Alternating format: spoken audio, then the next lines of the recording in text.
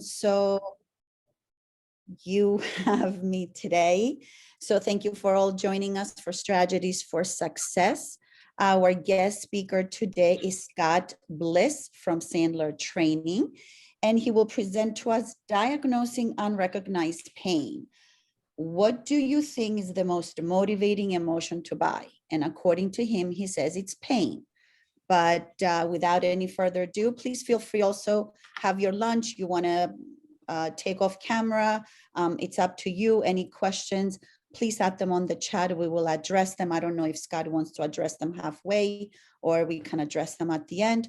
So Scott, thank you for joining us today. And without any further ado, please feel free to start your presentation. Well, thank you. And we're a small enough group where I don't mind the questions as we go along. I want to make this very interactive and really get your opinions. I'll be asking you certain questions as we go along. So please feel free to ask a question. And if I have to parking lot it due to sake of time, we certainly will. But today what we're going to be talking about is diagnosing unrecognized pain. I'm going to go into exactly what that means in a moment. And Marina said that pain is a great emotion to buy, but there are other emotions that I want to touch upon as well, because we don't always and only buy to solve a pain, right?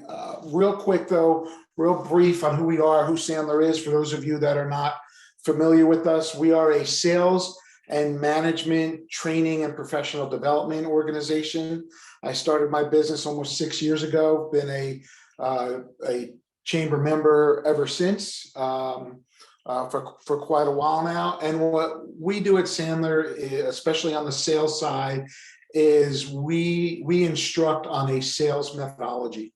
Everybody has their own certain process, but what we are is a methodology, and a methodology is how we interact and how it helps us move through our process more effectively and more efficiently. So we teach a 7-step process that essentially the first two steps are all about elevating and differentiating yourselves. So, we all have competition and we all sell, but yet people don't want to be sold.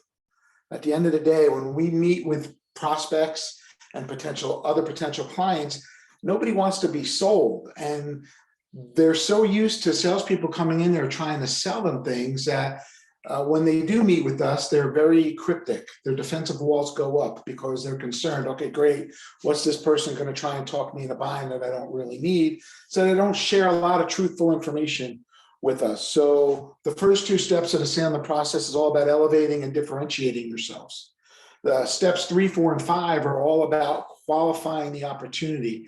If I were to ask you a question, what do you think is easier to do? Qualify a prospect or an opportunity, or close that prospect or opportunity? What would you guys say to that? You can put it in the chat, you can shout it out, but that's what's easier, qualifying or closing? What do you think?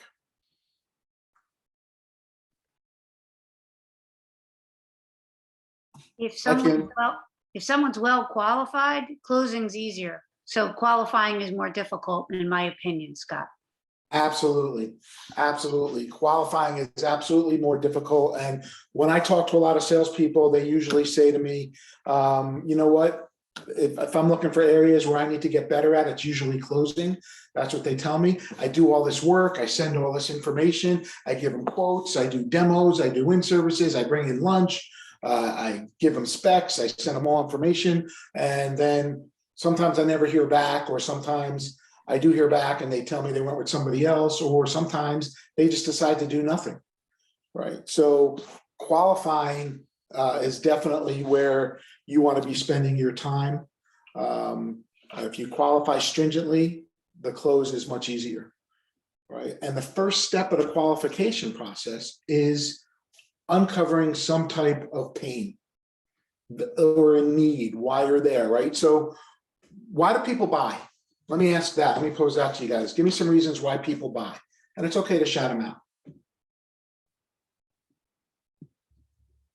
There's a need. There's a need. Absolutely. There's a need for it, right? Why else do people buy? Emotional. Emotional. Yeah. They don't necessarily need something, but they want it. right? Think about all those new beautiful electric vehicles that are out there that we all want, but we don't know enough yet about, to make that decision to buy it. But emotionally, we want one, right? Why else do people buy? They need it, they want it. Go ahead, Adam. The pain or the desire to be better, to have something greater than what you have right now. I like that part. So first thing you said was pain, right? So a pain, I'll give you a quick definition of pain. I'll give you two definitions of pain. The first definition being it's the gap between where they are today and where they want to be, right? The other definition of pain is a compelling emotional reason to do something different, right? A compelling emotional reason to do something different, or the gap where they are today versus where they want to be. So qualifying that opportunity, pain, that's the first step in qualifying. If you're talking to somebody and you can't uncover any type of pain or emotion, typically you're probably falling into their system, and there's things that we can do better. So the two types of pain that we have are recognized versus unrecognized pain. And we're going to talk about what both of these mean. And the topic of today is how to utilize better skill sets to help the prospect identify unrecognized pain. So that's what you're going to walk away with today, on how to use certain techniques to help them uncover pain that they didn't even think they were having or know they were having. Right? And we talk about buying emotions, right? Here are the 4 buying emotions, right? Pain in the present, that is the easiest thing to sell to. Pain in the present, right? I was just talking to Ralph when he and I were the first two on the call. During the pandemic, my washing machine broke, right? Can't do laundry. That's a pain in the present right now that I needed to fix. Other pains in the present were, there wasn't a lot of inventory around, wasn't a lot of parts. I went to Ralph, I said, I just need to know what you have in stock. I'm buying it, right? But what do you have in stock? I went to his place, his sales guy was great, showed me what they had in stock. I bought it and they delivered it. Now, of course, from the pain aspect, I needed that new washer. So I bought it. But my wife said, when you buy a new washer, you really should also buy a new dryer at the same time, right? So I didn't need the new dryer. My dryer was working perfectly fine, but she wanted the new dryer. And we all know happy wife, happy life, right? So we also bought a dryer, not out of need though, not out of pain. That was more pleasure or a gain, right? Have 2 of the same type, 2 brands bought at the same time, right? So that was pleasurable. That wasn't really to fix pain. So you have pain in the present, easiest thing to sell to. That's typically what people will share with you if they're calling you. And we're all in sales, right? So for some of us, our phones are aggressively ringing, right? Depending on your type of business. But for many of us, we have to go out there and find business, find opportunities. So we can't manufacture somebody's pain. Right? But we need to be able to be well equipped enough to understand their pain. So pain in the present, easiest thing to sell to. Pain in the future, a little bit more difficult. Some people buy sometimes for a fear of what may occur. So in the case of me buying my washer and dryer, my wife said, we bought the dryer at the same time we bought the washer last time. I don't want to have to deal with the dryer breaking down a month from now, 2 months from now, 3 months from now. So let's just avoid that and get a new one now at the same time, right? So we were avoiding a potential pain in the future with buying the dryer to that, right? People also buy though for pleasure, a gain. So if we think about why we buy for pleasure, it's we want something. We don't necessarily need it. It's not necessarily solving a pain, but it brings a pleasurable experience. Some of us might switch to Adam's company because we want to get better results with our pay-per-click advertising, right? Or we might want a better website, right? The one that we have today is kind of seems fine, but we want to gain more pleasure. And maybe there's things Adam has that says, you know what, switch to us. It'll be a more pleasurable experience. You won't have websites being down as often, whatever it might be. People buy for pleasure. You're watching TV, you see the commercial for Crest white strips. The next day you go out to the store and you buy the white strips because you want whiter teeth. That's not a pain you're solving. That's just bringing you more pleasure. Right, so those are the buying emotions. Hey, Scott, Avoidance of pain, yes. so, we here, because most of the time, we have one or two scenarios. Either we have a need, our customers, we have a need, or they have a need, I should say, or they want exactly what you're saying, an enhancement to their lifestyle. We like to look at it like when your appliance broke down, when your washer broke down, your daily lifestyle was disrupted completely. And just that disruption is what causes the anxiety and the pain. Am I right? Absolutely. You don't want to go to the laundromat. You don't want it. So we needed to solve that issue, not so much which washer to buy, but we needed to solve that pain of your lifestyle being disrupted. Yeah. And the opposite is true also with the lifestyle enhancements, which is the want. You may not need it, but the want. I just wanted to throw that out because it's kind of how I look at things here. You're 100% dead on. Absolutely. Absolutely. But these are the reasons why people buy. And it doesn't matter what you sell. Marketing, appliances, financial advice, sales training, right? It doesn't matter what you sell. The emotion is what matters. Are they trying to solve a problem right now that they need? The washer broke, disrupts my lifestyle, right? Or are they buying something to move away from a potential future pain that might occur, right? But again, we all buy for pleasurable reasons too, right? That's some of the things. And this picture right here, an iceberg. The reason why I share this graphic with you is this is basically what your customer is like, your prospect. That little bit sticking above the water is the problem that is recognized, or that's the problem that they're willing to share with you. What's deeper below the surface, there's a lot more detail there and a lot more complexities. The best salespeople are the ones that do their best to ask some great nurturing questions to understand all the complexities that lie beneath the surface. Beneath the surface. And when we talk about pain, you look at it like a puzzle. All right, there's three pieces to the pain puzzle. Piece number one is the observable surface level, that little piece above the iceberg. That's what they're willing to share with you, right? Go back to Ralph's example. My washing machine broke. That's simple. I mean, that's a pain right there. But by going deeper, it's disrupting my lifestyle. If I don't get this fixed right now, or as quickly as possible, laundry piles up. We don't have clean clothes. It's not, there's 5 of us in the house. We don't want to have to go to a laundromat and then sit there and waste time. We don't want to have to ask friends and neighbors if we can borrow their machines to do our laundry, right? But think about it in your case, in your business world, right? Somebody comes to you, what's a problem? I'll ask, let's see, Jane. I know you're not on video, but I'm assuming you're still there. What's a problem that your prospects usually come to you with, or a pain that you solve potentially?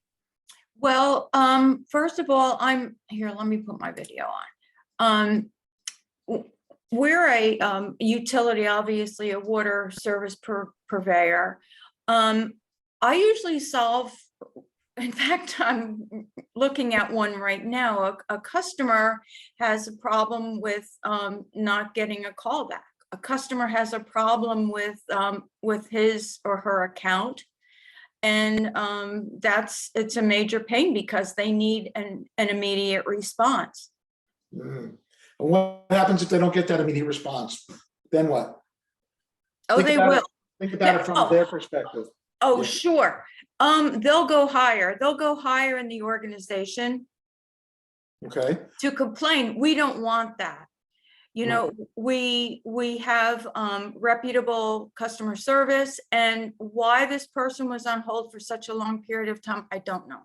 Right. But Think about it from the perspective of the problem that they're having is not that they're getting bad service. right? That's part of it right now, or that they're going to go hire a new organization. If you don't get out there and fix their issue, what else can happen to them? No, What do you first think? of all, well, they won't have water, they Yeah, won't bingo. have service. Yeah. You know, and I don't really know that, and that's just it. I did get a, in fact, it went on to social, and I'm responsible for answering those questions on social. I don't know all of the problem. I don't even know where this person is contacting me from. That's what I'm asking, to direct it to the right office. So, yeah, the person could be disconnected. Maybe they have a great account. They're all paid up, and for whatever reason, our records don't reflect that. There could always be a glitch. Yeah, absolutely.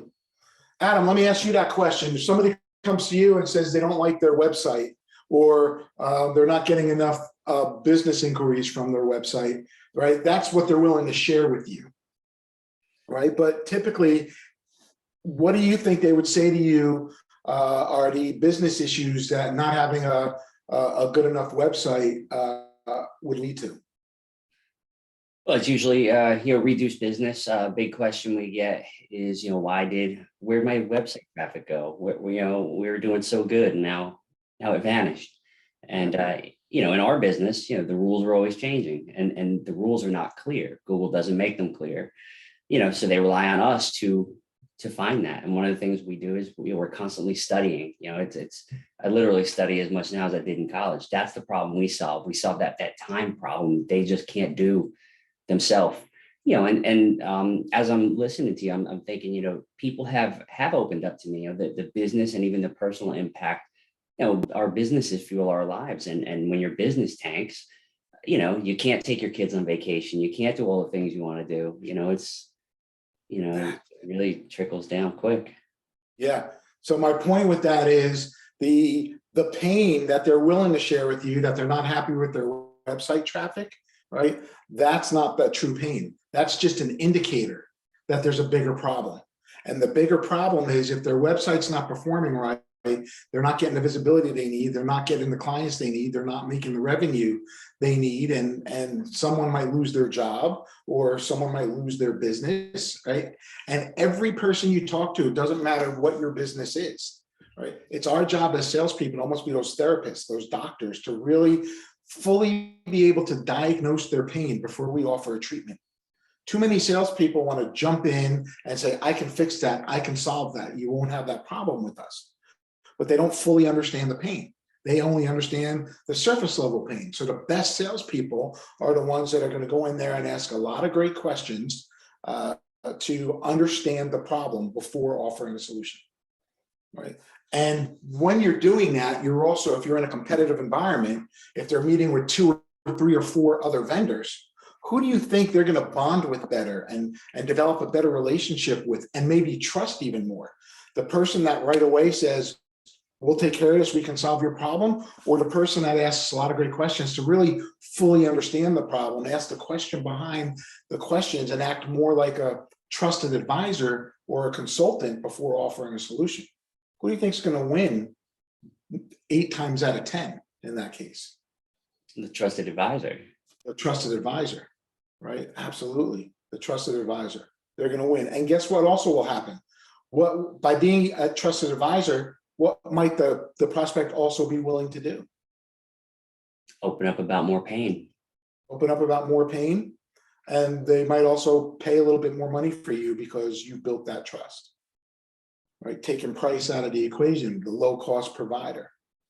And they'll also happily refer you to others, right? In my world, somebody says to me, you know what, Scott, my team's pipelines are stagnant. There's not enough opportunities in there for them to make their numbers consistently, right? So some of you might think that's a pain, but to me, that's a bigger indicator of a much bigger pain. So I start asking questions like, how long has this been going on? What have you tried to do about it? What happens if you don't fix it?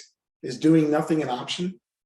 What do you think are the reasons behind it? Where do you think they're being stumped, right? All these types of questions that you just really want to find out a little bit more about it. And the business impact, right? I might say, Adam, what happens if you don't fix this?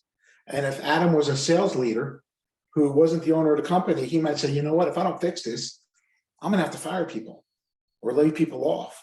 Or worse, I'm not gonna be in line to get a promotion because my team isn't performing. So if my team's not performing, I might not be considered for that next promotion, or I might not get my bonus or my raise. So now you're going to personal impact. If they don't fix this issue, what could happen? Right? And you have to understand how to ask the right questions to do this. And just to kind of give you some really quick examples. If you're a financial advisor and you're talking to somebody and say, hey, I'm doing great. My portfolio was up 18% last year.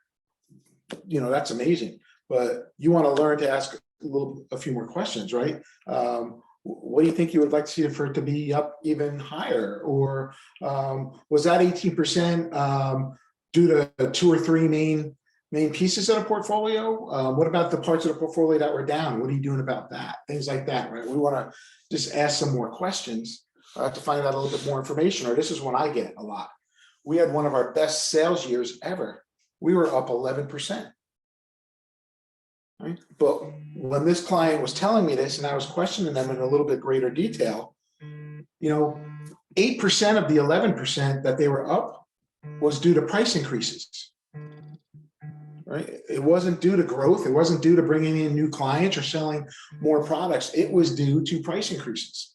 Yet they're celebrating that. But as you go, you know, deeper digging for pain, right? There's reasons behind it, right? So when you're looking for pain, right?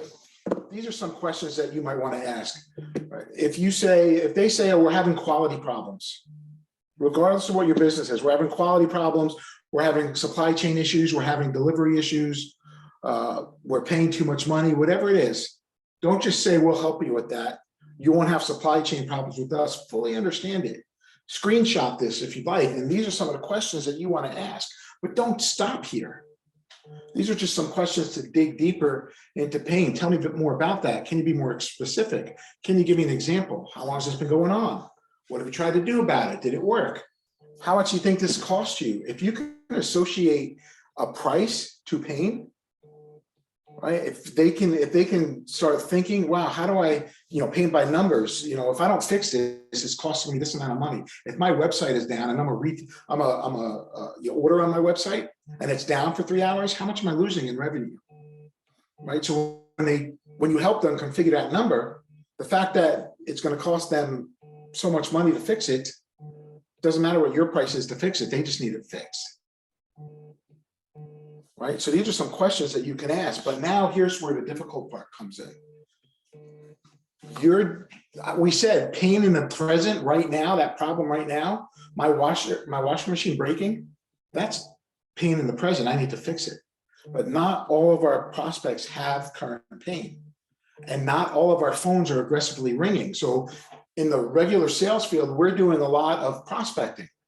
We're trying to get meetings with clients, and we're sitting there with clients to try and make them customers of ours down the road, right? So they're going to agree to meet with us. They might say, you know what, I got no problems with my website. I got no problem with my marketing, right? So they have that, but they meet with us because they want to know what else is out there on the market. So I think most of us have sales calls like this all the time. Would you agree? We're not meeting with everybody who's always in pain. But part of our business is to spread the word, to meet new clients, and we need to figure out what's going on in their world. So when we have unrecognized pain, when we don't know any pain, we want to start asking them questions, right? I might say, Adam, I'm glad things are going well in your business and your salespeople are providing double-digit growth. That's awesome. Hey, can you tell me a little bit about what's your biggest fear, with your salespeople right now in your business, right? What's your biggest fear? Right? We're not fear-based selling. There's a difference between selling on fear, where the HVAC guy goes into the senior citizen's house because it's a 95-degree day and the AC stopped working, and then they scare him in the fact that, oh, wow, we have 2 weeks coming up of 100-degree weather. You need a new unit. We can install it tomorrow, $12,000. I'm not talking about fear-based selling or anything like that, right? But when you talk to a business leader, somebody where they don't have a current visible pain, you want to start getting the juices flowing of, what is your biggest fear? What are you concerned about? Anybody ever hear the term third-party story before? Anybody know what that means? Too many salespeople do what we call pitch. They think it's their job. Oh, great. The customer has agreed to meet with me. The prospect has agreed to meet with me. So now I'm going to go in there and pitch my product and service to them. I'm going to tell them who we are, how long we've been in business, and all the great things we do, the features and benefits of our product. We call that the show up and throw up. Did you ever hear that term before, the show up and throw up? That's where you basically go in there and you read off your marketing portfolio, right? Your literature sheet of who you are, why you're so great, why you're better than everybody else. And prospects are, they're expecting this. And they have a defense mechanism already built up for that because, you know, you're just like every other salesperson out there trying to pitch your product or service. So instead of pitching your product or service, you want to use a third-party story, right? So instead of me going in there to tell Adam how great I am and how wonderful our sales training is, right? I might say to Adam, hey, Adam, is it okay if I share with you how we were able to help other customers, even though their sales teams were performing well? We were able to help them even get to levels beyond what they ever thought possible. Right? And if Adam's interested in hearing about that, he might say, you know what? Yeah, sure. I'd love to hear about that, how you've helped others. So now I'm not pitching. Now I'm telling a story. Adam, I worked with another client. They were making their numbers, doing well. When we really got down into the detail, they realized that the majority of their growth was coming from price increases, and they weren't growing their customer base, and they weren't adding any new opportunities into the top of the funnel. I'm not sure if that's something that concerns you or not, or if that happens here, if you've looked at it. Right. And now that gets Adam thinking, saying, you know what? I wonder how much of our increase is due to price increases, or, are we putting enough things into the funnel? And I'm not going to just stop at one thing. I'm going to say 2 or 3 things, because I want to cast a little bit of a wider net. My goal there in helping them think about this is, I haven't even thought about that. My team's doing well, but we have a lousy pipeline. We don't have enough in there. So you want to get them thinking a third-party story, right? And I have their commercial. And commercial, you've all heard the term elevator pitch or 30-second commercial, right? Most of the time, somebody's 30-second commercial. We go to all these chamber events and we go around the room, right? And I could very easily say, hey, my name is Scott Bliss with Sandler Training. I work with sales leaders and business owners who have good sales teams, but sometimes they wish that their salespeople would be more efficient and more effective, and we can train them on how to do that. Right? So, that's easy. That kind of explains a little bit about what we do. We have training programs for salespeople and sales managers, right? Easy enough to do. Right? But I want to make sure that what I say resonates with the people in the room. So if I know there's a bunch of sales leaders in the room and business owners, I might say something like this: Scott Bliss with Sandler Training. We work with business owners and sales leaders who have good teams, but sometimes there's concern that not enough salespeople are meeting quota consistently enough. Others share with me that they are a bit frustrated that sales pipelines and funnels are stagnant.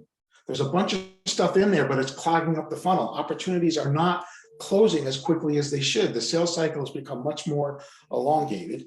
And others also share with us that they feel like their sales reps are not out there doing enough net new prospecting activities that are leading to first-time meetings with potential new clients, which will then lead to new opportunities entered into the top of the funnel.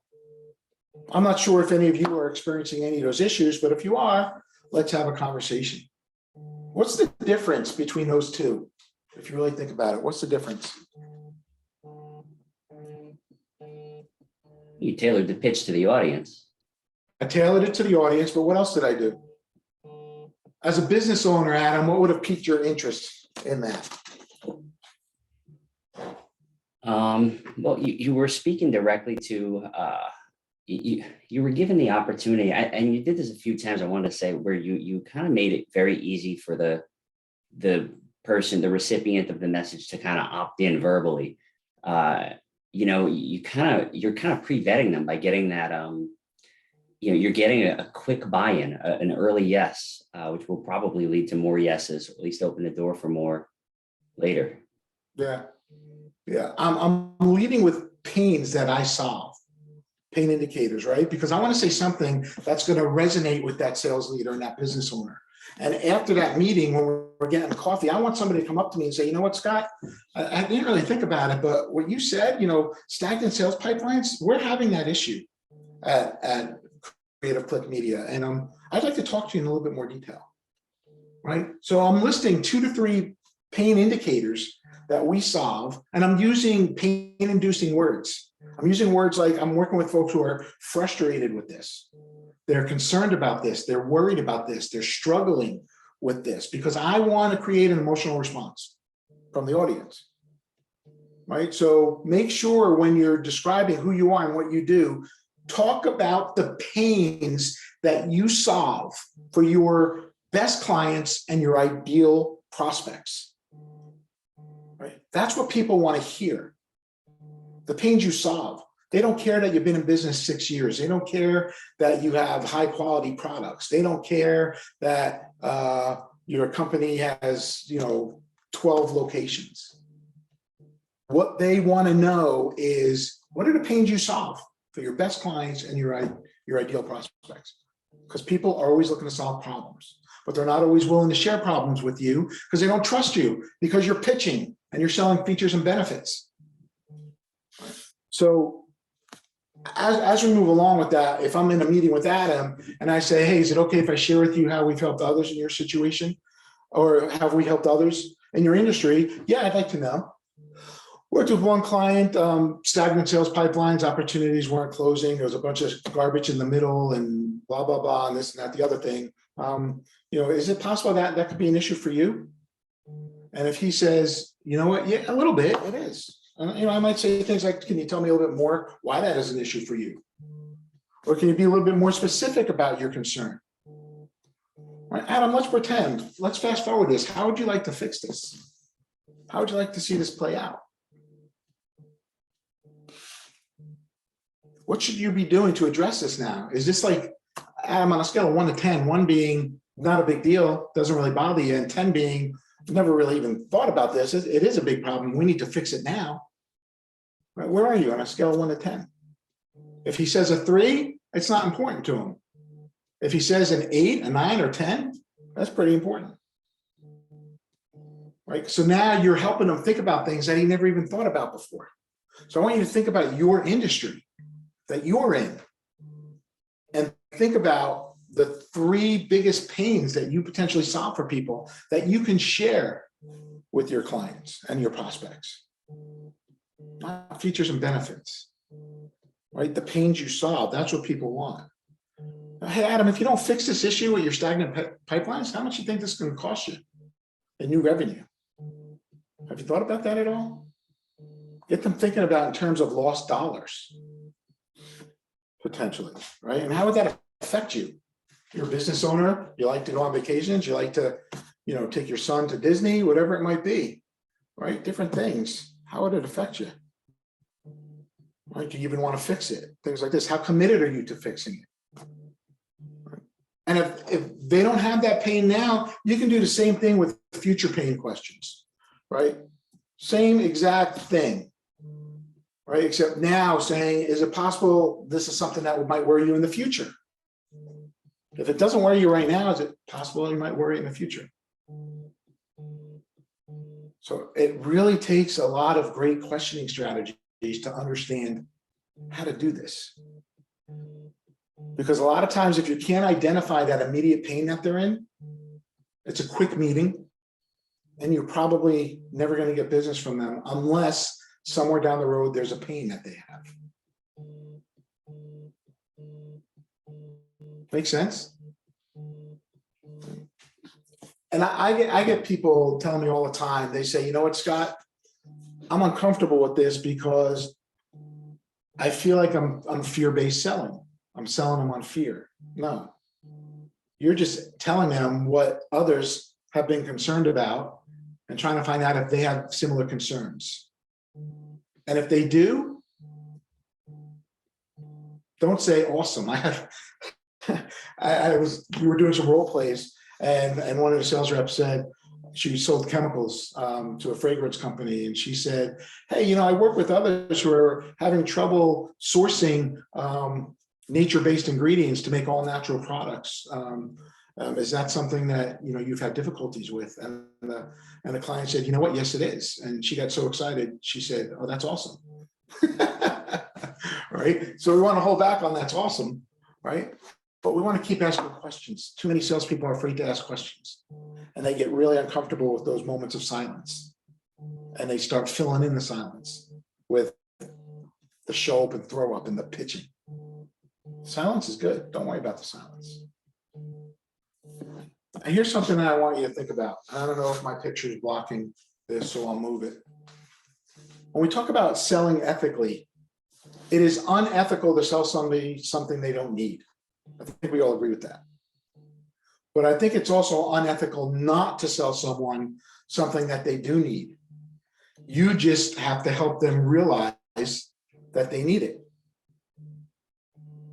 Right? At the end of the day, that's what you have to do. You have to uncover whether or not they have, if there's no current pain right now, you have to learn more about them, things that would concern them moving forward in the future, or giving them gain. Getting a better website might increase their traffic. If they increase their traffic, it's going to increase their revenue. If they increase their revenue, they can do more things. That's the way you have to get them thinking. Even if it's not a pain, it's a pleasurable experience. Right? So here's some things that I spoke about a moment ago, right? Unrecognized pain. Price increases are much of the growth. Right? Sales team's not really proactively growing the business. Think about your territory. Are you succeeding right now mostly due to price increases? Right? Or are you succeeding right now mostly due to a little bit of growth at existing accounts, but you're not getting any growth from potential new accounts? So focused on supply disruption conversations with current clients, we're not filling the pipeline. Depending on your industry, boy, the last couple of years, supply chain has been through the roof. Can't get this, can't get that, can't get chips, right? So salespeople have become firefighters. Nadia, what do you think I mean by that? Salespeople have become firefighters. They become aggressive, kind of. Oh, that's kind of good. I haven't heard that one before. I like that. That could work. Absolutely. What else? Jill, what do you think when salespeople become firefighters? Because they're asked to solve, address, remedy anything that's outside of the realm of what their typical job description falls into the realm because of all these other factors that we're all dealing with. So that's being a firefighter. You're just like putting out every fire that wasn't really in your lane, but it's part of the job, and you're earning stripes, and you're showing the client that you are someone they can count on to fight that fire. Yep. Shipping issues, customer service issues, everything that's taking you away from selling, everything that's taking you away from meeting with prospects, filling your pipeline, because now you feel like if I don't do this, I can't lose my existing business. So now I'm going to go where I'm comfortable, and I'm comfortable solving these problems. Right. And then you're sitting down with your manager and you're saying, listen, your pipeline looks stagnant. There's not much in your pipeline. What's going on? Well, I've been spending all my time handling these customer service issues. Right. I'm not saying don't do that, but if we're not creating the time to go out there and aggressively pursue new business and grow existing accounts and attain new business with potential new clients, right? We are salespeople, and salespeople typically are paid to grow their territories year on year, not necessarily just maintain their business. Right? There's account managers who manage existing business, and then there's salespeople who go out there and need to grow. Right? We don't want to become, I use the term professional visitors. Anybody hear that word before, professional visitor? Professional visitors, when a sales rep shows up to an account where they already have as much business there that they can get, and they drop off donuts and bagels and say, hey, I'm here if you need me, give me a call. And that's all they do. They just show up and they visit, and they're not growing business. Listen, there's a need for that. There are companies that need that, but most sales positions have growth goals tied to it, right? So we want to make sure that we go out there and do that, right? So some other third-party stories that we can use. Ralph, listen, some of my clients have been sharing with us that the incumbent supplier has really raised prices quite a bit due to the market conditions. I'm not sure if you're seeing that with your stuff. Ralph might say, yeah, you know what, I am. Right. So, and listen, maybe our prices are high too, but we want to open up the conversation. We're not going to say, hey, tell me what you're paying for everything you're buying, and I'll try and beat it. Right. But if I say, listen, a lot of folks are sharing with me that their incumbent suppliers are raising prices quite a bit. I'm not sure if that's something that concerns you. Ralph might say, yes, it is. And then I might say, is this something you want to look at with us and see if there's any way we can help you?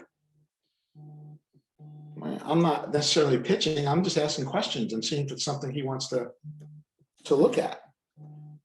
Right. Or a lot of clients are coming to us, Adam, because they've been with a one source supply. Now with all these supply chain issues, they do want to bring on some secondary suppliers. Not sure if that's something you're interested in talking about, right? Working with us maybe as a secondary supplier or a co-supplier. Right? Different things, and your industries are all different. So it really just depends on what it is.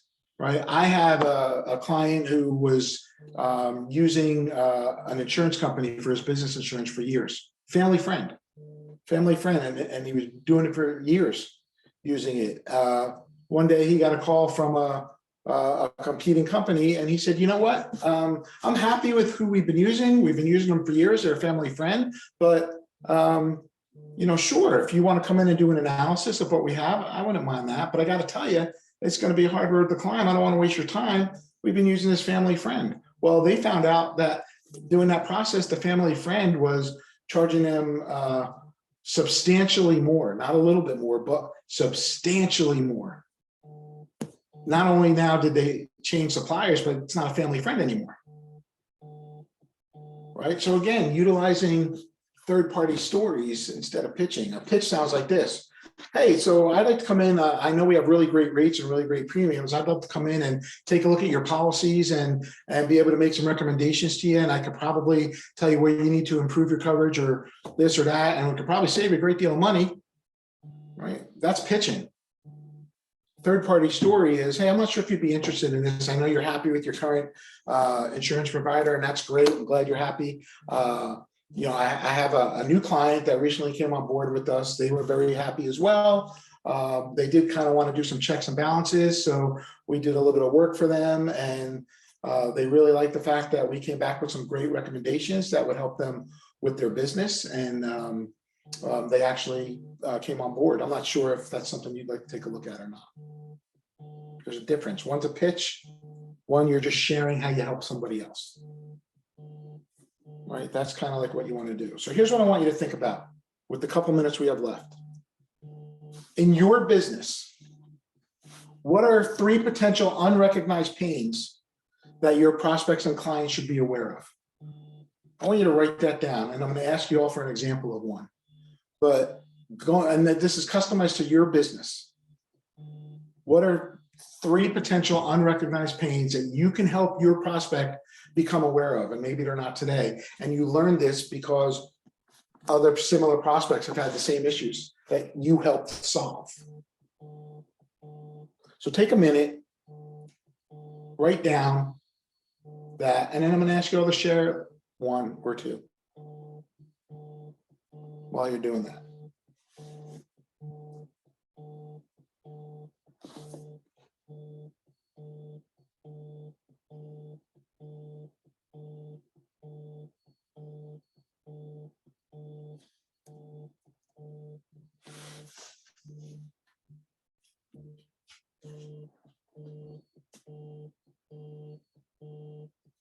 Does anybody have one that they'd like to share? As you know, Scott, I'm not shy, so I'll get this party started. Thank you for allowing me to eat my lunch. It's one of those days. Oh. it's hard to tell a client that they have brand inconsistencies, let's just say, or that, things don't always align properly. But it's so important. And I know Adam will agree with me, brand is everything. And it's the first impression that companies get about a company, so there are tactful ways to communicate that there are inconsistencies or deficiencies, or the brand could use a little love. I try and be conscious of that.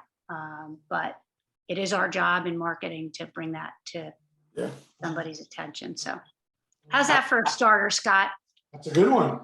Absolutely. And you can do that without a pitch, right? Without features and benefits, just by saying what you've uncovered with others. Absolutely. I didn't say anything about Risco. I didn't say anything about Adam's company. I didn't say anything about the support of marketing. I just talked about, I'm aware, and as your friend or as your client or as your potential vendor or whatever you are to that person, you're doing them a favor. And then that can lead to hopefully a conversation of pain points and everything else. And then you're not pitching. They're saying, well, what are your thoughts? And the next thing you know, you're telling a success story. So Absolutely. Absolutely. Alexa, do you have one you can share? Oh, well, Alexa works for you, right, Jill? Alexa works with me, not for me. And I'm sure she is one of our senior designers. So yeah, by all means, let's engage her. Let's get her talking. Yeah, we'll get one or two more. Go ahead, Alexa. I was going to say something along the lines of kind of bridging the topic about website design with clients and kind of pointing out that maybe their website isn't set up in the best way possible to achieve the results they want, whether that's traffic, whether that's conversions, whether that's leads, and kind of, the way to navigate that topic if maybe they're not thinking that their website needs help. Absolutely. Great. Gaetano, what about you? I hope I pronounced your name correct. Gaetano?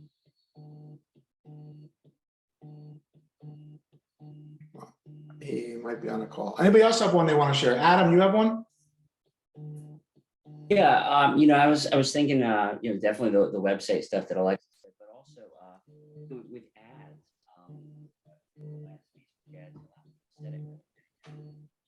just questions. Adam, your audio. Your audio, Adam. Yeah, we can't hear you too good. You're not on mute, but it's just really low. Oh, can you hear me now? A little better, yeah. Okay, I just moved the mic closer. Better. You're good. Yep. Cool.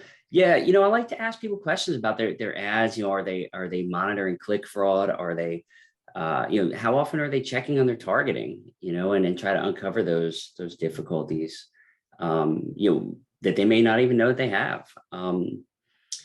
It really is all about finding those issues. Yeah, absolutely. I'm going to send you all this sheet. I'm going to send it to Marina to send out to you. And it's about creating a new 30-second commercial, because ideally when we're trying to get in front of prospects, right, we only have a limited window. We actually get them on the phone, because we all have to cold call. It's part of business. People don't like it, but we have to do it. And there's better ways to do it. So typically a cold call opens up like this. Hey, this is Scott. Hey, Scott, this is so-and-so from ABC Company. How are you today? Right. And right away, I don't know this person. They're asking me how I am. I know it's a cold call. So my defensive walls go up. And sometimes I even hang up right away because I'm not in the mood. But normally I don't, because if they're prospecting calling me is really bad, they're a prospect for me. So I listen to them. Right. And by the way, the best way to get rid of a cold call is to try and sell them something. Right. Adam, you could say, hey, listen, before you continue, who can I talk to at your organization about, taking a look at their website and their, online presence. Right. And they'll be like, and they'll hang up on you. Trust me. I'm laughing because I do it. I'm like, outbound sales not working for you. We do inbound. Yeah, absolutely. But when you only have limited time to catch somebody's attention, right, you want to have that really good, strong 30-second commercial. So Adam might answer the phone and say, this is Adam. I'm going to say, Adam, Scott with Sandler. I'm not sure if you're familiar with my name or my company, to which he might say, I'm not familiar with you, but I've heard of Sandler, right? And I'll say, hopefully only good things. And then I'll say, hey, can I take 20 seconds to tell you why I'm calling you? And if you have zero interest in talking further, it's okay to hang up. Everyone's going to say, yeah, I got 20 seconds. Now, the key here is to make sure what you say next only takes about 20 seconds. Don't look at that as an open invite to take 2 minutes. And now you want to essentially take your 30-second commercial about the pains you solve and make it a 20-second version. And say, Adam, I work with sales leaders like you who have good teams, but sometimes there's frustration with stagnant sales pipelines. Opportunities aren't closing quickly. Others tell me that not enough of their folks are making quota consistently enough. And others also share with me that they're concerned their salespeople are not out there doing enough new prospecting activities that are leading to new clients, new opportunities entered into the funnel. Not sure if you're experiencing any of those issues or not, right? To which Adam might say, yeah, you know what? Yeah, we do have a pipeline issue. Or the normal answer I get is, I'm in sales. We have all those issues, right? So I say, is there one that's more prevalent than the others? And yeah, stagnant sales pipelines. Yeah, got it. Understood. You're not alone. A lot of people tell me that. Hey, Adam, I know I only asked you for 20 seconds. I want to be cognizant of your time, but it sounds like we have something to talk about. Is it okay to continue the conversation, or should we just take out our calendars, book an appointment where you're expecting my call, and we can spend a little bit more time talking about this in more detail? Right? Because remember, the purpose of the cold call is to get an appointment, not to sell there on the phone. And that's a mistake that a lot of salespeople make. They think their job is to sell on the phone. The purpose of the call is to get in front of a prospect, either in person or on a Zoom call. And the way you're going to do that is to sound different, feel different, act different. And it's really uncomfortable at first, but you just got to get comfortable doing it. And you might say questions like this, or any of these issues you've been thinking about that you'd like to briefly discuss. Right? Or any of these issues you've been thinking about, you'd like to briefly discuss, or I should let you go. Right? There's different things. Or any of these concerns that you may want to briefly discuss, or I should let you go. Right? And this is all about helping them realize unrecognized pain, because remember, recognized pain is easy. That's pain right now that's going on. It doesn't happen often enough for us to really do really well in our business. We have to help them understand unrecognized pain. So I know we only got a couple minutes left. I want to open it up for questions and key takeaways. You know, that last scenario that you presented, that's something I go through all the time. I feel like I've been just getting bombarded, like with every passing year, month, day, more and more of these unsolicited calls. And I only probably let 1% of them through. And they're the ones that do what you said. They stop, they ask permission. I think that's so important. Do you have a moment? Not just like boom into the sales pitch, hang up. Ask just a little common courtesy goes a long way. And then can I have 20 seconds? Okay, but make it 20 seconds. Be true to your word. And if they are, then they might have me. Otherwise, I'm gone. Gone. Exactly. Yeah.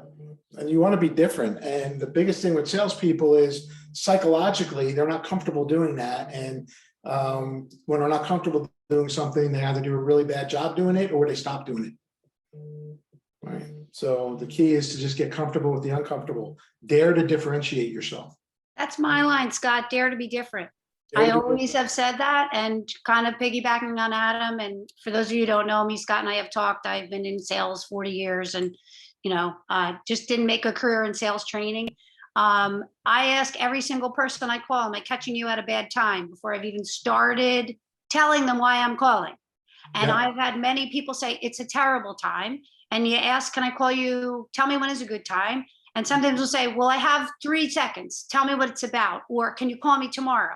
And I ask again, is now a better time than yesterday? I've been pushed off so many times, and then ultimately had people say, I have pushed you off and you've never gotten mad. You've never gotten an attitude. You have my undivided attention. So Yep. it's not about me. It's about them. That's sales. Right, Scott? Absolutely. Don't get emotional over any type of sales call. Leave emotion out of it. Leave it out of it. Right? No emotion. Go on to the next. They hang up on you. We as salespeople, we get paid to fail. Think about that. We get paid to fail. And no salesperson is going to close all of their opportunities. You can be a Hall of Fame salesperson by closing 30% of the opportunities you work on. You can make a ton of money, right? You're going to fail. You're going to fail a lot. If you let your past failures affect tomorrow's performance, you're setting yourself up for greater failure. Don't give up. You're going to fail. It's part of it. Right. Any other questions, comments? It's right at 1 o'clock. Yeah. Great Great session as always. Great, great presentation, Scott. Thank you so, so much. Again, this is recorded. We're going to put it on the YouTube. If you have additional material that you want me to share, Yep. please, Scott, send it to me. Thank you, everyone, for attending today. Anyone that is available tomorrow morning, member connect at B2 Bistro at 7:45. Awesome. See you. there. Thank you.